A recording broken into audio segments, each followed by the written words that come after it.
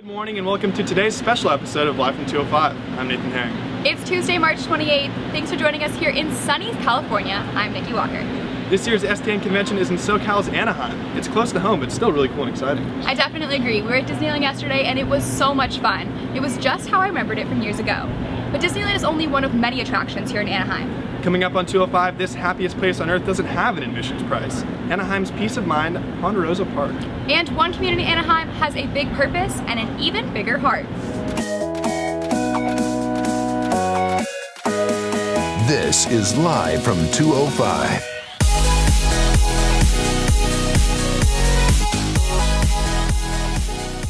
We sent out 205 reporter Sarah Ellis to Ponderosa Park. Welcome, Sarah. Welcome, Sarah. Thanks, Nikki, Nate. You know, I had so much fun going to a different kind of park. Yes, you have Disneyland, medieval times, and not too far, Knott's Berry Farm. But how do the locals escape the chaos? I, alongside my editor, Daniel Kim, discovered Ponderosa Park. The squeaky swing sets and constant tray flips are just some of the things that you hear at Ponderosa Park. He loves watching people doing skating and he feels something adventurous here. Coming here, it really gives you a home away from home feel. Which is hard to find in Anaheim's ongoing Disney life. It's a must. It's a must. Park is must for every kid. It's really a way for you to just escape the 2 streets over busy wildlife. This is a result from Disneyland's constant tourist attraction. But the park hasn't always been a part of Anaheim's community. There'd be 100 plus skateboarders in this school hop the fence and illegally be skateboarding. The skaters, sick of being kicked off their playing grounds, decided to take their hopes of a skate park to City Council, where their dreams came true. The good things always come too late, but I feel like it came right on time because it's exactly what the community needed. Sarah Ellis live from 205. We'll just come out of the home. He will turn his bike towards this road only. He'll not go to right side or left side or anywhere. He comes straight towards this park. In the heart of Anaheim, there's a hidden world of culture and community that unites people from all over. I went to the streets with 205 photographer Molly Goldstein to Little Arabia. Little Arabia has been a landmark of the city for decades, sharing the culture of the Middle East with all who stop by. We like to show our culture. We like to show how the Muslim people, that we are not terrorists.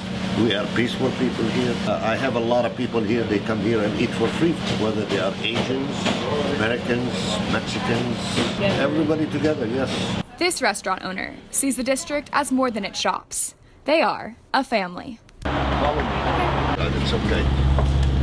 I give you permission. A family that is brought together with many aspects of the culture. I get customers from different religions, different ethnicities, and the cultural thing about hookah is that anywhere you go, you mention hookah to anybody from the Middle East and like, let's go, it's on me. It's one culture talking to another culture, communicating. Little Arabia may be unique to Anaheim, but its message applies to us all.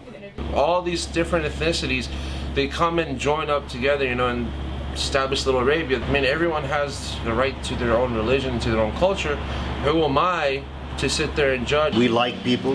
We are peaceful people. The only thing I want to say, I love America. And when he says he loves all, he means it. Because after talking to us for less than 15 minutes, he was already treating us like family. You can see the shape of the rice. It's a heart. And this is our heart, the Middle Eastern heart to the United States of America.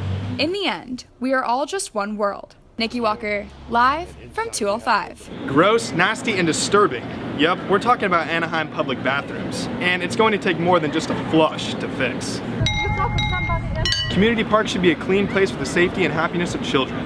But that's not always the case. Did you let your son just go into the bathrooms? No. No? No, he doesn't like it. Oh, it is very gross. It's, it's the smell, everything.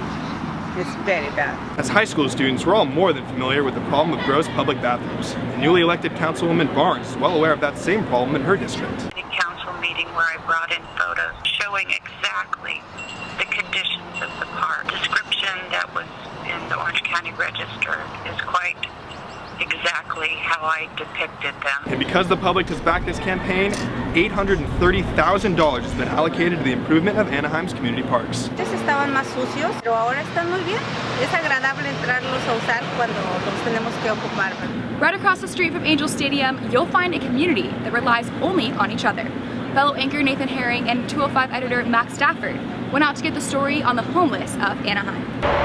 Just 2 miles away from the happiest place on earth, and just a few steps from Angel Stadium, lies this place. A homeless compound occupied by many and enforced through the city of Anaheim.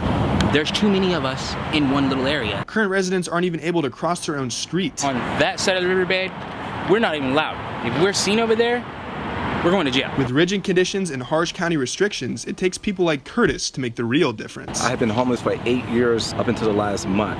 The cities and the county, they haven't done enough. Curtis has been volunteering his personal service for years, proving to the homeless community that there really is help out there. It goes back to almost childhood, the reason that I want to, make things better for everyone. Because my mom passed away when I was 4, and so my grandparents raised me and my 2 sisters. So, looking at that and say, well, they didn't have to do that. They didn't have to help out. So that kind of gave me the motivation to always go back and help others. Curtis's connections to the past has led him to become a huge benefactor to the homeless community. One of the bus drivers gave me a list and said, hey, if you need some food or clothes, go here. Then I began to extend this list, work on this list to help people. And more people began to ask for the list. We need courage not just for ourselves, but for all. In helping others, it has helped me to reach my goals, in a roundabout way. And that's what kind of brings me today to where I am. Nathan Herring, live from 205.